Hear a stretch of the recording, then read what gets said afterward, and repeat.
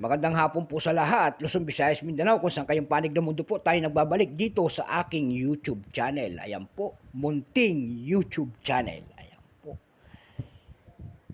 Papasalamat lang tayo sa ating mga subscriber po. Thank you so much po sa lahat. Ayan po, doon naman po sa hindi pa nakapag-subscribe at gusto nyo ang ganito mga topic po at nanonood po kayo, baka pwedeng makisuyo po. Pakipindot naman po ang ating notification bell. Isabay nyo na rin po ang subscribe button, i-like and share para ma-update po kayo sa mga latest ko pang gagawin mga video po about coins ang ating pinag-uusapan dito at ito ay ating hilig. Ayan po. Ang pag-usapan po natin ngayon ay pera po ng ating United Kingdom, ang ating foreign coins kung tawagin. Kung tawagin naman ng iba, ito ay world coins. Ayan po. Ayan ang ating world coins.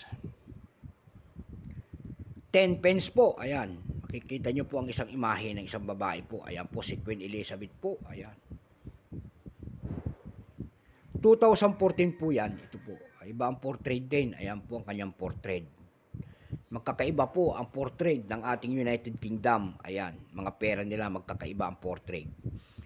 Bago natin simulan ang ating talakayan, ito po ay ating kilalanin muna siya. Issue United Kingdom po. Ayan. Period, Queen Elizabeth II, 1952 hanggang 2022. Type, Standard Circulation Coins, years, 2011 hanggang 2015. Ayan. Ito tayo Value, 10 pence po. Currency, pound sterling, 1971 up to date po. Composition po nito ay nickel-plated steel. Namamagnet yan. Ayan ba natin magnet? Ayan, layo pa. Ayan po, layo pa. Magnet na, Ayan, layo pa na magnet na po.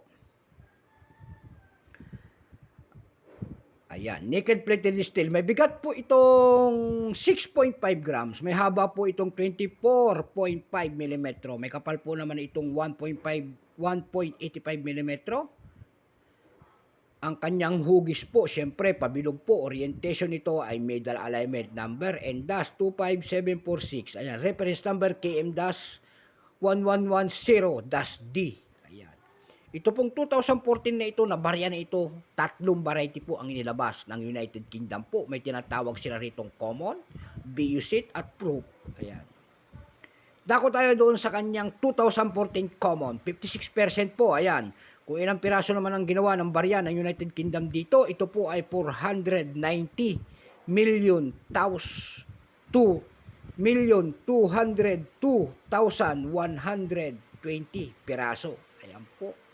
Ito po itong hawak natin yan Ang kanyang selling price po doon sa ating numista.com po, ito po ang kanyang extra fine po ay 13. Almost uncirculated 15. Uncirculated po, ito po ay nagkakahalaga ng 51 pesos only.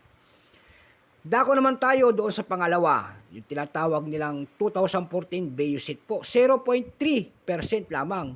Ilang ginawa po ng mintage nung, kung ilang pirasong ginawa ang United Kingdom po, yun po ay 32,233 piraso lamang. Ayan po, wala pong price, appraisal o selling price.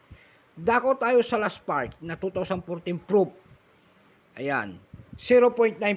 Ayan po, kung ilang piraso naman po ang ginawa ng United Kingdom doon sa barya na yon, iyon po ay 10,361 piraso lamang. Ayan po.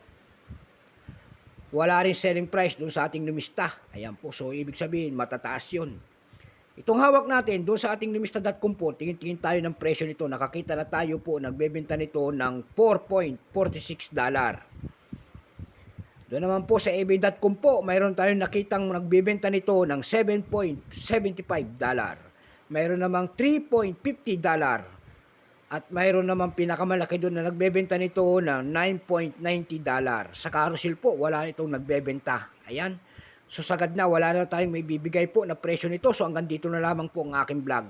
So magandang hapon po, Luzon, Visayas, Mindanao, lalo-lalo na ang aking mga subscriber. Ayan, kung saan kayong panig ng mundo po at sa mga senior citizen po, thank you so much po. Mabuhay kayo. So hanggang dito na lamang po. God bless.